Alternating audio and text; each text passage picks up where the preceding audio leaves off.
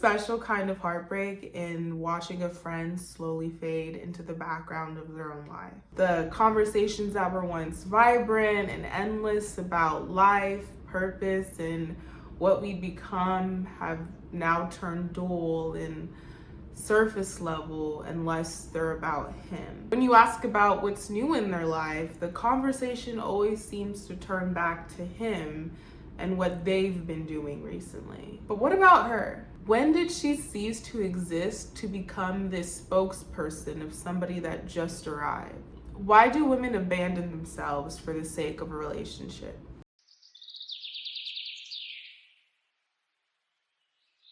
When I think back on life, I can't remember a time when boys or men weren't the main topic of discussion in a woman's life.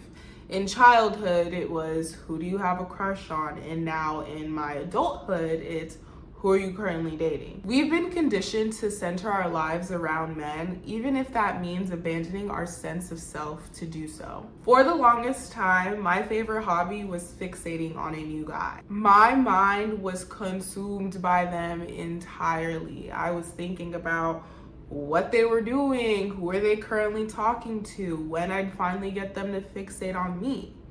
And once I finally found someone to fixate on me, it was my dream turned nightmare. I was head over heels for the man that I first loved, and he was obsessed with me. We couldn't stand to not be around each other 24/7, and when we weren't in each other's presence, we were texting or talking on the phone constantly to make up for it. Every hour of my day was dedicated to him. I didn't have any time for senseless hobbies or pouring any excess love into myself. He was the most interesting part of my life, and I was ecstatic to tell all my friends about it all the time. And I mean, all the time. Yes, all the time. Even if no one asked about him, I would tell them. I do think there was a small part of me that sought out their validation in having a boyfriend. Subconsciously, I felt superior for having someone that wanted me. Reflecting back on this now, I understand why this was the worst year of friendships for me. No one wants to be subjected to hearing about your romantic life 24/7. And I mean no one at all. Not even a little bit. Distance began to grow between me and my friends, and I no longer could relate to them. My once fulfilling relationship became all-consuming as he was the only one I had to turn to. When things turned really toxic, I felt like it was my obligation to stay because I spent all this time hyping up this character to anyone who would listen. What would they think or say if I were to leave this seemingly great guy? At this point in my life, my identity was so intertwined with his that I no longer knew who I was in the absence of him. I existed for him. However, deep down, this fantasy was no longer fulfilling to me. So I fought to take my life back. I decided that there was going to be more to my life than just the partner that was currently in it. I detached myself from him completely and began to carve out an identity from the one that I abandoned years ago. I developed my own sense of self and even discovered my real life's purpose. I even developed new hobbies and new friendships. This year, I really started to mourn some of my friendships because I had lost them to their boyfriends. Our once exciting hangouts just turned into repetitive stories of what their current boyfriends were doing. And in return, I felt hesitant to mention to them that I felt like they were losing themselves in love. If you're not ready to risk losing that friendship, then it's not even worth mentioning anything because you know they're not gonna listen.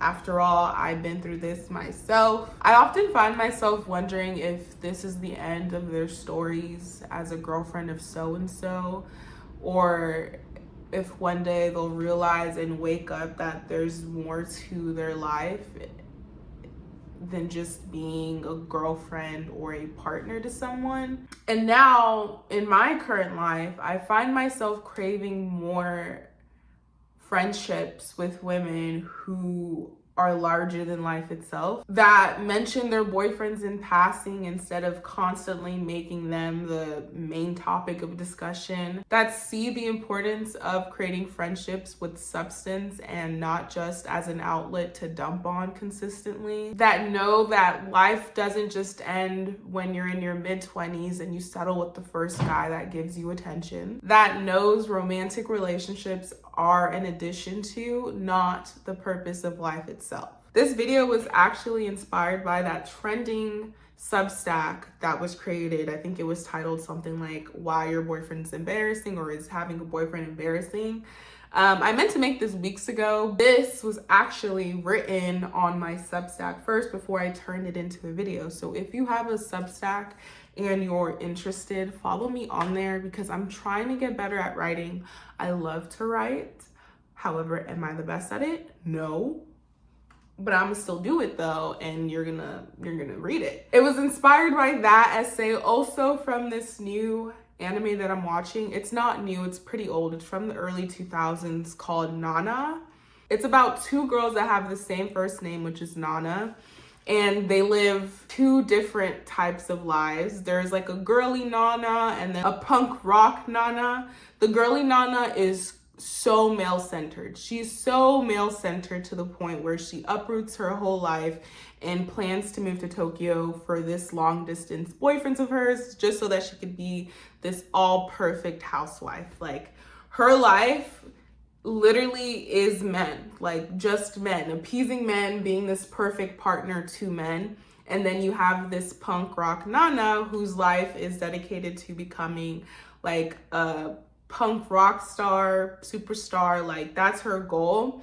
And it's not like this punk rock Nana girl doesn't have a romantic life. In fact, she did at one point, and he went on to become a big superstar. They ended up breaking things off before he became the superstar because, one, she didn't want to hold him back in him discovering or like, you know, living out his dreams. And he also didn't want to hinder her in the process of her also following her dreams. So it was kind of like a semi-healthy breakup. They separated to follow, you know, each other's separate dreams. And so for Nana, the punk rock Nana, she doesn't let her romantic life with men hinder her or stop her from going after her dreams and aspirations. Her life is not centered around men. It's an addition to her story. So when you're watching this anime, punk rock Nana, yes, she'll have her like romantic instances here and there, but it's not the main storyline for her. Versus with the girly Nana, this girl has been through the trenches with men. She is constantly in relationship after relationship after relationship. This girl cannot be alone. After she uproots her life and moves to Tokyo for this boyfriend of hers, he cheats on her. She leaves him, thank God, but she immediately jumps into messing around with this rock star, and he doesn't treat her well, obviously. I think she's kind of in this toxic cycle of choosing bad men to be in relationships with. She has a fling with this rock star guy, treats her like shit, but anytime she talks to her friends about it, she makes it seem as though it's much better or much more than what it is, because she feels shame in that this is nothing more than like a friends with benefits type of thing, even though that's not what she wants.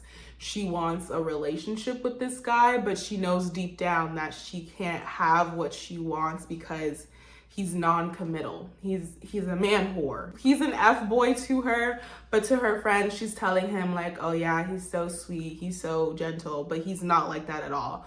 And she, eventually this guy kind of pays her dust and is not returning her calls or whatever, not giving her much attention. She ends up finding a really good guy that treats her so well. He's also an upcoming artist too. And this is like quickly, y'all, quickly, like she's constantly in relationships. He cannot stop. She lands on this guy, super sweet, super kind guy. They finally end up together. It's the happiest she's ever been. She feels fulfilled. She even states that when she was with this guy, she felt like she had her whole life ahead of her. Like, she had goals, she had dreams, but turns out she gets pregnant And more than likely, her pregnancy is due to the F-boy punk rocker because, like, their time overlapped between she was messing with the F-boy and effing with this sweet boy. So now it's like, who's the daddy?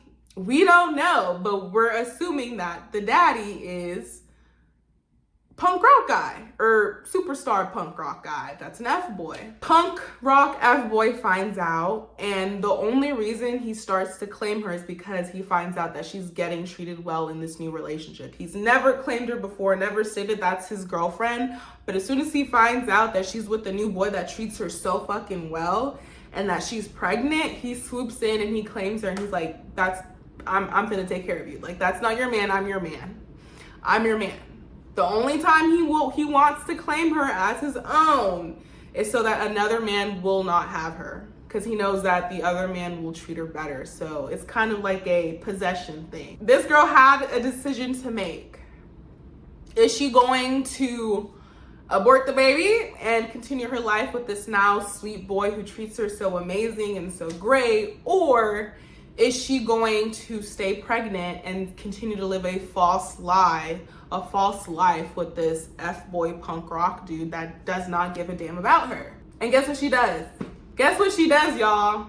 She sticks with the F-boy. She sticks with him. She abandons her sense of self, her life, her livelihood to live in this fantasy world that doesn't exist. This anime is really interesting because, in my opinion, it's so relatable. Depending on where you are in life, it's so relatable to a certain degree. Whether you can relate to the girly Nana or the punk rock Lana or whatever, you probably know someone in your life or you have a friend that relates to either or of these women. Being where I'm at currently in life, I can see how the past version of myself could completely relate to the girly Nana in that my sense of purpose in life was men, and that's all I cared for in life. But now where I'm currently at, like, I'm more focused on my goals and my aspirations, like the punk rock Nana, the girl that, you know, there's more to her life than just